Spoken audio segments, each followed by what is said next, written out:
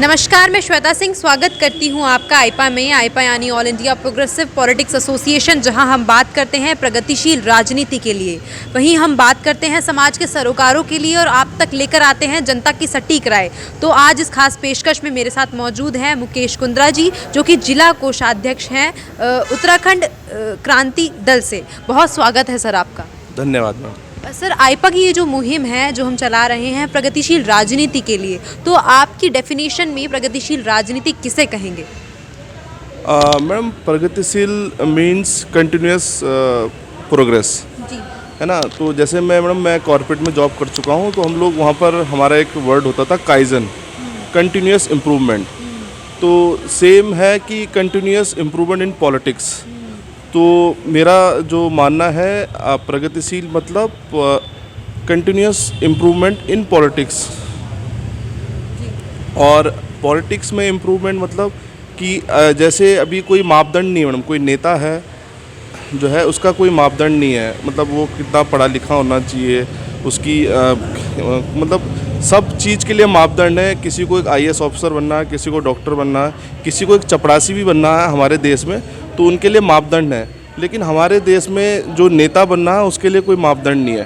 तो मैं प्रगतिशील से ये समझना चाहूँगा कि हमारे देश में जो पॉलिटिक्स है, पॉलिटिक्स में भी नेता का भी कोई मापदंड होना चाहिए। जिस तरह से आपने अभी कहा कि कोई ना कोई एजुकेशनल क्राइटेरिया होना चाहिए, ठीक है, तो आप इस चीज़ को जो आपने अभी बात कही, वहीं जनता भी यही चाहती है कि जो हमारे प्रत्याशी या नेता चुने जाएं वो कम से कम पढ़े लिखे हों।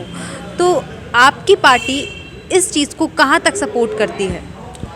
मैडम, आपको शायद पता नहीं होगा, हमारी पार्टी अभी जो है जितने भी हमारे मैक्सिमम कैंडिडेट हैं काफ़ी हाईली एजुकेटेड हैं।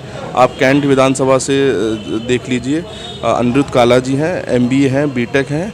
और धर्मपुर से हमारी बहन किरण रावत जी तैयारी कर रही हैं, 17 साल एडवोकेसी का उनको अनुभव है। और अपना धर्मपुर विधानसभा से आप बात डोईवाला से विधानसभा से आप बात कर लीजिए, शिव प्रसाद सेमवाल जी हैं। और अपना कर्णप्रयाग से देख लीजिए, उमेश खंडूड़ी जी हैं।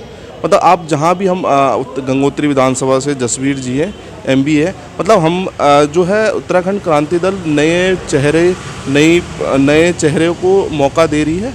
और जो है कि हम एक जो पॉलिटिक्स है, पॉलिटिक्स की हम परिभाषा जल्दी चेंज करके आपको दिखाएंगे। जो आप बोल रहे हैं कि प्रगतिशील अभी आप लोग बात कर रहे हैं, हम करके दिखाएंगे। और आने वाले कुछ सालों में ये आपको दिखेगा। और प्रगतिशील से मैडम मैं और भी एक बोलना चाह रहा था कि पॉलिटिक्स में भी जैसे एक रिटायरमेंट एज होती है, तो हम लोग इस चीज़ पे हम बात करेंगे कि पॉलिटिक्स में भी एक रिटायरमेंट एज होनी चाहिए। जैसे हम लोग बोलते हैं कि कोई भी सरकारी या प्राइवेट किसी में जॉब करता है तो उसकी एक एज होती है, वो एक सेवा को उसको मौका मिलता है, 58, 60 साल, 62 साल जो भी होता है वो मौका मिलता है। तो हम लोग उस चीज़ पे भी काम करेंगे कि आने वाले टाइम में जो पॉलिटिक्स है और जो नेता है उनका भी एक एज का वो डिफाइन होना चाहिए कि वो इतने साल तक ही किसी चीज़ के लिए आवेदन कर सके। ये मेरा पर्सनल वो है मैडम। अगर मैं महिलाओं की बात करूं, अभी भी आप देखेंगे कि पहाड़ में जो है इतना ज़्यादा डेवलपमेंट नहीं है। महिलाओं की अगर मैं बात करूं, प्रसव पीड़ा के दौरान महिला जो है कहीं ना कहीं हॉस्पिटल ले जाते वक्त ही या तो उसकी मौत हो जाती है या तो बच्चे की जो डिलीवरी है वहीं पे करवानी पड़ती है। तो ये कहाँ तक विकास हो गया अगर मैं बात करूं पहाड़ों का विकास? मैडम, मैं खुद पहाड़ से बिलोंग करता हूँ और मैं पहाड़ में भी जाता रहता हूँ। मैं उत्तरकाशी के धनारी क्षेत्र है, डुंडा ब्लॉक से मैं बिलोंग करता हूँ। और मेरे यहाँ पर मैडम हमारी ब्लॉक, हमारा जो पट्टी है धनारी बोलते हैं हम लोग, धनारी पट्टी में हमारे एक हॉस्पिटल है, वहाँ पर शायद एक डॉक्टर है।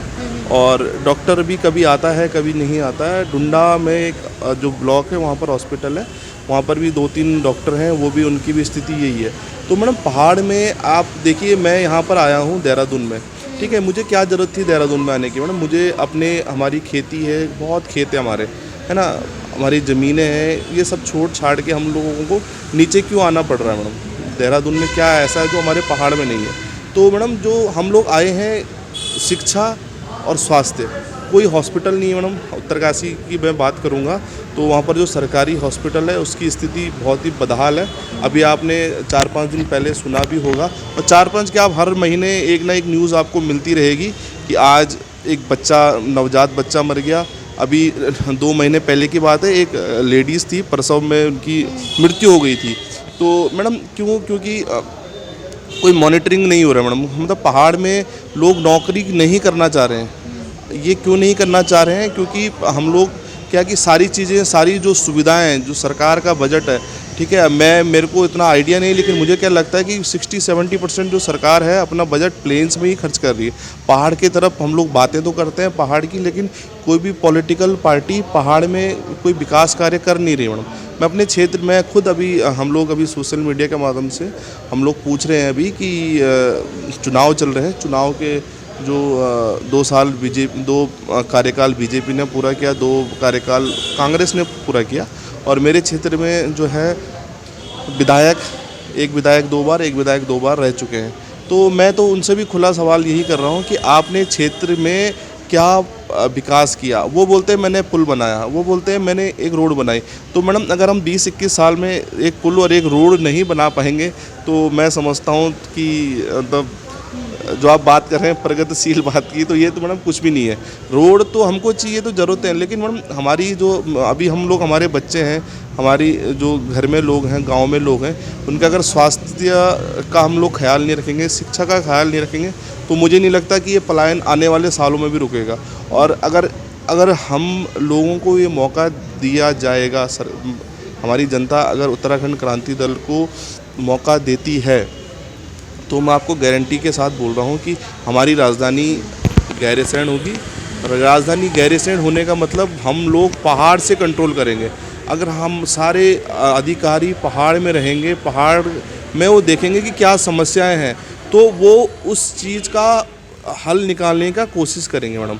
लेकिन अभी हम लोग क्या है, सब लोग प्लेन में बैठे हैं, हमें क्या खट्ट से सब, मतलब सारी चीज़ें यहाँ पर इजीली मिल जा रही हैं, मुहैया हो जा रही हैं। लेकिन पहाड़ में एक आदमी को कोई बीमार हो जाता है, उसको ले जाने की सुविधा नहीं है मैडम रात को। अब बहुत दूर आपने देखा होगा, हम लोग अखबारों में फ़ोटो खिंचवा देखते हैं कि कोई पगडंडी पे लेके जा रहा है ये, लेकिन वो तभी होगा जब हम लोग खुद, हमारे जो अधिकारी हैं, हमारे जो नेता है, वो पहाड़ में रहेंगे।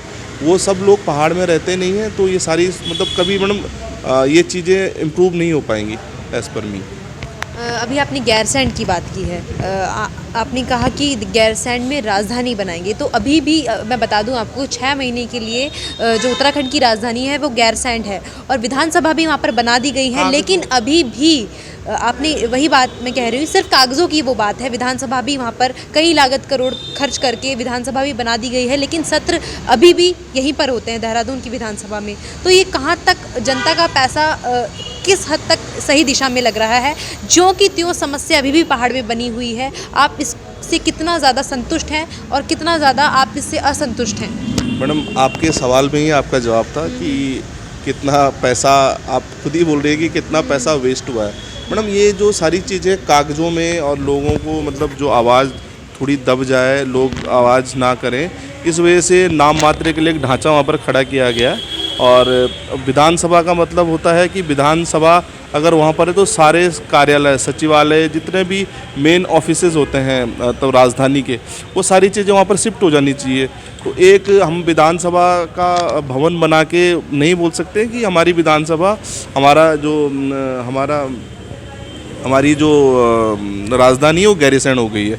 तो वो तो एकमात्र मतलब ये था कि बजट को यूज़ करने वाली बात है, और एक नाम मात्र के लिए जो है बिल्डिंग बनाने वाली बात है मैडम मेरे हिसाब से।